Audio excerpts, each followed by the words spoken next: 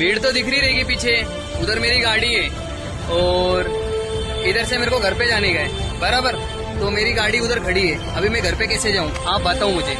हाँ छुट्टी करता हूँ, सुनील छुट्टी की है, अभी इधर से मैं कैसे जाऊंगा। मेरे माँ बाप मेरा इंतजार कर रहे हैं, मेरी मम्मी बोल रही है क्या 4 बज गए, 3:30 4 बज गए, सुनील आया नहीं है। सुनील किधर से आएगा, सुनील अटक गया है क्या, सुनील अटक गया है। तो कभी भी ध्यान में देने का, बारिश इतना आता है, कभी भी इंसान छुट्टी करता है, किसी को प्रॉब्लम रहती है तो इंसान छुट्टी करता है। तो छुट्टी करता है ना तो समझने का कि छुट्टी क्यों किया। अभी इंसान कैसा घर पे जाएगा, मेरे माँ बाप है, मैं सवेरे 6 बजे निकला हूँ घर से। हाँ मैं ये वीडियो डायरेक्ट कैमरे के सामने आता हूँ, मैं डायरेक्ट कैमरे के सामने आता हूँ।